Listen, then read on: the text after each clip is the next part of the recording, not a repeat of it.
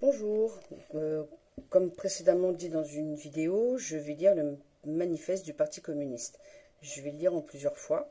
Et pourquoi le manifeste du Parti communiste? Parce qu'en fait, j'en ai entendu parler régulièrement. Et il n'y a que l'année dernière, ça va faire une petite année que je l'ai lu. Et en fait, ça m'a touché. Ça m'a ouvert certaines façons de voir les choses que je ne voyais pas particulièrement et tout ça. Donc j'avoue que je n'ai pas lu toute la correspondance, l'introduction et tout ça, et ni comment ça s'appelle, tout, enfin, tout ce qui est dossier et tout, j'ai pas lu tout ça. Hein. Donc voilà, après l'édition préface allemande et tout. Donc si tu veux la lire, tu la lis là. Voilà, si ça te donne envie de le lire ou je ne sais quoi. Je vais te dire aussi, je suis dyslexique, donc je risque de buter sur des mots ou certains, ouais, sur des mots, sur des phrases et tout ça. Donc tu es prévenu. C'est pas pour m'excuser, mais c'est pour te dire il y a des mots sur lesquels je vais buter. Voilà. Allez, c'est parti. Donc le manifeste du Parti communiste. Il était une fois bourgeois et prolétaires. Ah, c'est flou. Voilà, c'est bon. Attends, parce que du coup, je vois pas. J'ai fait une astuce. Je te montrerai après l'astuce que j'ai faite pour que tu puisses avoir les écrits en même temps que moi. Donc, voilà. Bourgeois et prolétaires. L'histoire de toute société jusqu'à nos jours est l'histoire de lutte des classes. Hommes libres et esclaves, praticiens, publiciens, barons et serfs, maîtres d'un corps de métier et compagnons. Bref, oppresseurs et opprimés ont été en opposition constante. Ils ont mené une lutte ininterrompue, tantôt cachée, tantôt ouverte, lutte qui, à chaque fois, s'est terminée par une transformation révolutionnaire de la société tout entière, ou par la ruine commune des classes. À l'époque antérieure de l'histoire, nous trouvons presque partout toute une organisation de la société en ordres divers, une hiérarchie complexe des conditions sociales. Dans la Rome antique, nous avons des praticiens, des chevaliers, des plébisciens et des esclaves. Au Moyen Âge, des seigneurs féodaux, des vassaux, des seigneurs de corps de métier, des compagnons, des serfs, et en outre, dans presque chacune de ces classes, à leur tour, des hiérarchies particulières. La société bourgeoise moderne, issue de la ruine de la société féodale, n'a pas aboli les oppressions de classe. Elle n'a fait que substituer aux anciennes de classes nouvelles. Des conditions d'oppression nouvelles. De nouvelles formes de lutte. Notre époque, l'époque de la bourgeoisie, a cependant pour signe distinctif qu'elle a simplifié les oppositions de classe. La société entière se scinde de plus en plus en deux grands camps hostiles, en deux grandes classes qui se font directement face, la bourgeoisie et le prolétariat. Les serfs du Moyen Âge sont issus des bourgeois. Des serfs au Moyen Âge sont issus des bourgeois hors des murs, des premières villes. Ces citoyens, habitant en dehors des enceintes, sont sortis des premiers éléments de la bourgeoisie.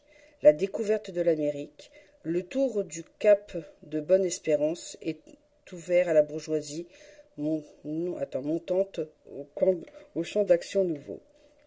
Les marchés d'Inde orientale et de la Chine, la colonisation de l'Amérique, le commerce avec les colonies, l'accroissement des moyens d'échange et des marchandises en général ont donné au négoce, à la navigation, à l'industrie, un essor qu'ils n'avaient jamais connu et entraîne du même coup le développement rapide de l'élément révolutionnaire dans la société féodale chancelante. La manière féodale ou corporatrice dont avait jusqu'alors fonctionné l'industrie ne suffit plus à couvrir les besoins qui croissent à mesure que s'ouvraient les marchés nouveaux. La manufacture s'y substitua. Le maître des corps de métier fut supplanté par la classe moyenne industrielle. La division du travail entre les différentes corporations céda la place à la division du travail au sein de divers ateliers. Mais les marchés grandissaient toujours, les besoins continuaient à s'accroître, la manufacture à son tour ne suffit plus Alors la vapeur et les machines révolutionnèrent la production industrielle. À la manufacture se substitua la grande industrie moderne. À la classe moyenne industrielle se substitua des millionnaires de l'industrie, les chefs armés industriels entières, des bourgeois modernes. La grande industrie a créé le marché mondial préparé par la découverte de l'Amérique. Le marché mondial a donné un immense développement au commerce, à la navigation, aux communications terrestres. Ce développement a réagi à son tour sur l'extension de l'industrie et à mesure que l'industrie. Je reprends. Ce développement a réagi à son tour sur l'extension de l'industrie et à mesure que l'industrie. Le commerce, la navigation et le chemin de fer prenaient de l'extension. La bourgeoisie se développait. Elle accroît ses capitaux, elle rejette à l'arrière-plan toutes les classes héritées du Moyen-Âge. Nous voyons donc avec la bourgeoisie moderne et elle-même le produit d'un long processus de développement, d'une série de bouleversements et dans le mode de production et de circulation. Chacun de ces stades de développement de la bourgeoisie s'accompagna d'un progrès politique correspondant. Ordre opprimé jusqu'alors. C'est chiant parce que je peux pas mettre pause. Ordre opprimé lorsque régnaient les seigneurs féodaux, associations armées, administration elle-même dans la commune. Ici république urbaine indépendante. La tiers horde taillable de la monarchie, puis à l'époque de la manufacture, contrepoids à la noblesse dans la monarchie appuyée sur les diverses hordes ou absolues et principales assises des grandes monarchies en général. La bourgeoisie s'est enfin arrangée depuis la création de la grande industrie et du marché mondial de la suprématie politique exclusive dans l'État répressif moderne. Les pouvoirs publics modernes ne sont qu'un comité qui administre les affaires communes de la classe bourgeoisie tout entière. La bourgeoisie a joué l'histoire d'un rôle hautement révolutionnaire. Là où elle est arrivée au pouvoir, la bourgeoisie a détruit tous les rapports féodaux, patriarcaux, idylliques. Elle a impitoyablement déchiré la variété bariolée des liens féodaux qui unissaient l'homme à ses supérieurs naturels. Donc après on lira les petits bidules. Et n'a laissé substituer d'autres liens entre l'homme et l'homme que l'intérêt tout nu, le dur paiement comptant. Elle a noyé dans les eaux glacées du calcul égoïste les frissons sacrés de l'exaltation religieuse, de l'enthousiasme chevaleresque, de la mélancolie sentimentale et des petits bourgeois.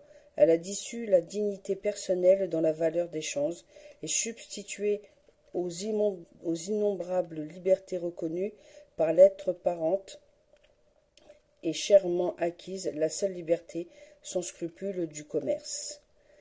En un mot, elle a substitué à l'exploitation que voulaient les illusions religieuses et politiques l'exploitation ouverte, cynique, directe et toute crue. Donc on s'arrête à la page 76. Donc là je vais 77. Voilà. Toc, toc, toc. Voilà. Donc du coup, voilà. Alors, pour le petit 9, on entend par la bourgeoisie la classe des capitalismes modernes qui sont propriétaires des moyens sociaux de production et emploient au travail salarié. On entend par prolétaire la classe des ouvriers salariés modernes qui ne possèdent en propre aucun moyen de production, en sont réduits à vendre leur force de travail pour un pouvoir. Donc là, pour pouvoir vivre, pardon. En 1888. C'est-à-dire en 1990, pour être précis, l'histoire transmise par les textes en 1847, la préhistoire de la société, l'organisation sociale qui a précédé toute histoire fixée par écrit, était encore, autant dire, inconnue. depuis, alors ça, moi, c'est ce nom-là, j'arrive pas à le dire, hein, Axtansen, je sais pas quoi, a découvert la propriété en commun du sol en Russie. Maurer a démontré quelle était la base sociale, d'où sont issues historiquement toutes les tribus germaniques. Et peu à peu, je sais pas si tu arrives à voir en fait, ouais, si. Et peu à peu, attends, j'en suis où? Et peu à peu, on a trouvé que les communes rurales avec possession en commun et de la terre étaient la forme primitive de la société des Indes, jusqu'à l'Irlande. En fin de compte, l'organisation interne de cette société communiste primitive a été mise à nu dans sa forme typique lorsque Morgan, couronnant l'édifice, a découvert la nature vraie de l'agent, je sais pas, et son rapport avec la tribu. C'est avec la décomposition de ces communautés primitives que commence la scission de la société en classes particulières et finalement opposées. Donc ça c'est 1888 et 1890. J'ai essayé de retracer avec processus et décomposition dans l'origine de la famille, de la propriété privée et de l'État. Donc deuxième et Stuart 1866. Donc là il n'y a pas de petit astérix. Donc là pour le petit astérix DD c'est D 88 de cette classe et l'extension est au singulière commune et c'est le nom que donnent en France les villes naissantes même avant d'avoir pu arracher à leur seigneur. Voilà, et puis là en Italie et supprimer, voilà. Donc il y a féodaux, donc féodaux ça va là, voilà. Donc les féodaux émettent au titre de tiers-état l'administration locale autonome des droits politiques d'une manière générale. Nous avons cité ici l'Angleterre comme pays représentatif pour le développement économique de la bourgeoisie, la France pour son développement politique. C'est ainsi que les citoyens des villes d'Italie et de France désignaient leur communauté urbaine, donc c'est la commune, communauté urbaine, après avoir acheté à leurs seigneurs féodaux les premiers droits de l'autonomie administrative ou les avoir contraints à leur céder. 1890. Donc du coup, la prochaine vidéo, on partira sur la page 77. C'est Karl Marx qui a écrit ça. Donc voilà, cette vidéo est terminée pour aujourd'hui. Je nous souhaite de marcher dans nos pas. Ah oui, je t'avais dit que j'allais te faire voir comment j'avais fait l'astuce pour pouvoir tenir le portable et filmer. Donc tu vois, t'as la tasse là, donc j'ai mis une tasse dans une tasse et hop, et comme ça tu vois, je pose le portable et ça tient. Je te souhaite une bonne journée et marchons dans nos paroles. Tchuss.